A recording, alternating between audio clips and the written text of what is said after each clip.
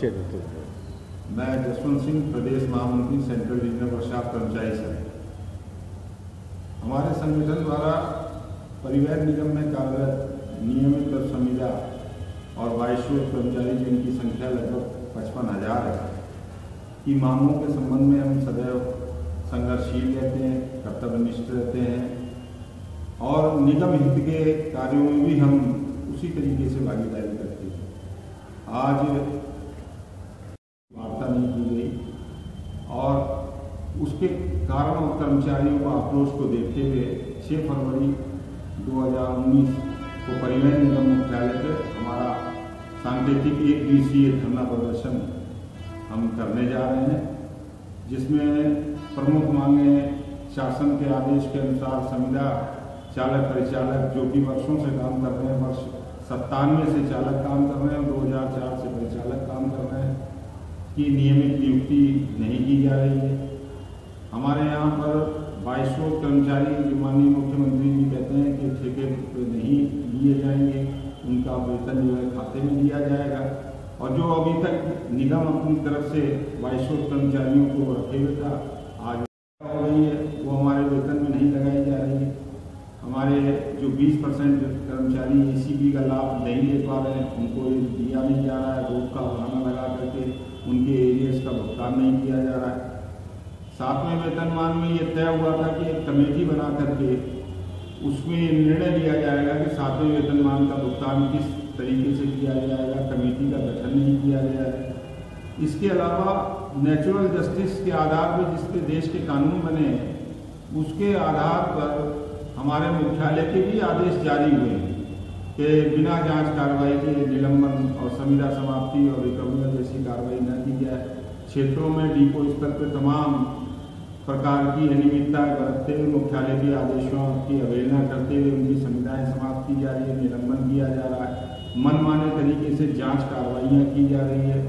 बड़े बड़े विलम्ब होने पर 7-7 वर्षों 8-8 वर्षों के बाद उन पुराने केसों को उठाया जा रहा है और उनके विरुद्ध दंडात्मक कार्रवाइयाँ की जा रही है। इसके अलावा और तमाम समस्याएं जो परिवहन निगम से जुड़ी हुई है, जैसे कि 8% राष्ट्रीय मार्गों की संख्या है, जबकि इस परिवहन निगम की जो सेवाएं प्रदेश के अंदर और तमाम देश के तमाम प्रदेशों में सबसे बेहतर परिवहन सेवा उत्तर प्रदेश परिवहन निगम देता है। 8% मार्गों को बढ़ा करके 50% किया जाए। दंगा मार्ग संचालन, जैसे आज ही की तारीख में मैं कहना चाहूँगा माननीय परिवहन मार्ग संचालन को तत्काल बंद कराया जा सकता है। कॉन्ट्रैक्ट कैरेज का परमिट लेते हैं, 10 बार उनकी पेनाल्टी कटती है, गाड़ियाँ पकड़ी जाती है, उनको फिर छोड़ दिया जाता है और वो पुनः जो है दंगा मार्ग संचालन करके प्रदेश की जनता को लूट रहे हैं, राजस्व को नुकसान पहुँचा रहे हैं। तो ये तमाम वो समस्याएँ हैं। ये आपके पास ऐसे कितने कर्मचारी हैं जो मामला ये है आपका? किस तरीके के? संविदा कर्मी जो परमानेंट नहीं हुए अभी तक। संविदा कर्मी जैसे 2001 तक शासनादेश के अनुरूप अगर कर दिए जाएंगे तो मुझे लगता है कि ज़्यादा से ज़्यादा 1000 आदमी से ज़्यादा की संख्या नहीं होगी।